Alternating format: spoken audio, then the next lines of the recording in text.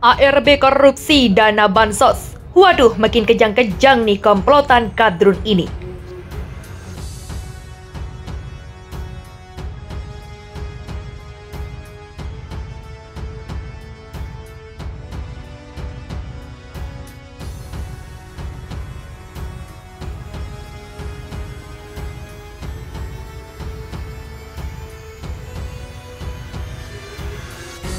Akhirnya kita bisa menyimpulkan bahwa KPK di bawah pimpinan Firly Bahuri tidak segarang yang bisa kita bayangkan. Dari sebelum Firly didapuk menjadi pimpinan KPK sampai dia duduk menjabat sebagai ketua KPK hingga sampai detik ini, tak pernah Firly dan lembaga yang dia pimpin menjadikan Anies sebagai tersangka. Dari kasus kelebihan bayar, anggaran fantastis lem Aibon hingga bermiliar-miliar, semuanya ambiar. Dan telinga kita hanya menjadi media yang mengkonsumsi berita tentang janji-janji Firly yang seolah ingin tampil sebagai pemberani, tapi tak punya nyali membongkar indikasi korupsi yang terjadi di internal pemerintah Provinsi DKI. Sebut saja pemotongan anggaran untuk penanggulangan banjir pada setiap tahunnya yang terhitung sejak 2018 sampai berakhirnya masa jabatan Anies sebagai gubernur. Kasus kelebihan bayar subsidi terhadap PT Transportasi Jakarta tahun anggaran 2018 dan 2019 yang nilai kelebihan bayar sebesar 415.922,80 juta. Gagalnya Pemprov DKI mengeksekusi pembebasan 118 bidang lahan yang bertujuan untuk menormalisasi sungai berkisar 160 miliar pada APBD perubahan 2019. Ironisnya di bulan Desember 2019 dan Februari 2020, Gubernur malah menggelontorkan anggaran komitmen fee Formula E sebesar 560 miliar.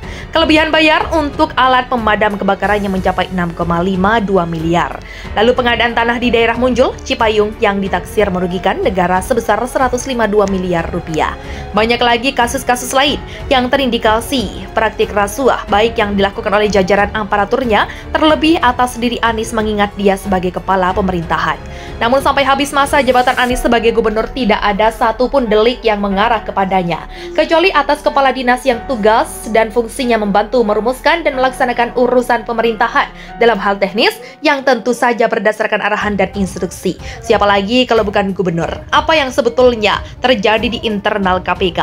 Bagaimana mungkin institusi atau lembaga lainnya yang nyaris memiliki kompetensi yang sama dalam penanganan kasus rasuah bisa memberikan justifikasi atas sikap KPK yang terkesan tidak serius dalam menyelidiki kasus yang amat kasat mata ini?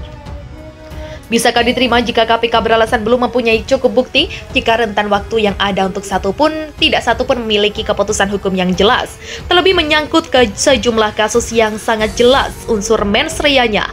Secara pribadi saya sudah merasa lelah berharap KPK menjadi lembaga yang ditakuti pencuri uang rakyat atau koruptor. Sampai akhirnya saya mendapat berita yang membuat darah setiap orang mendidih jika mendengarnya. Informasi itu berkaitan di mana pegiat media sosial Rudy Valinka membocorkan dugaan korupsi bantuan sosial yang menyebutkan temuan dugaan korupsi program bansos Pemprov DKI tahun 2020 senilai 2,85 triliun. Hasil audit forensik Art dan Young yang belum dibuka ke publik nih, kata Rudy dikutip dari Twitter pribadinya @Kurawa Selasa 10 Januari. Rudy Valinka atau @Kurawa mencurigai adanya permainan antara pemerintah Provinsi DKI Jakarta di bawah pimpinan Gubernur Anies Baswedan dengan pejabat Perumda Pasar Jaya. Hal itu terkait bantuan sosial DKI yang ternyata tak sempat tersalurkan ke masyarakat. Dijelaskan bahwa Pasar Jaya mendapat porsi senilai 2,85 triliun untuk menyalurkan bansos. Namun dalam perjalanannya terdapat masalah karena ada sekian banyak barang yang mengalami peristiwa unknown, serikai atau kehilangan yang tidak diketahui yang diduga akibat banyak modus surat jalan yang double dan lainnya. Mari kita saksikan bersama apa yang bisa dan akan dilakukan lembaga nanti rasuah yang mandul.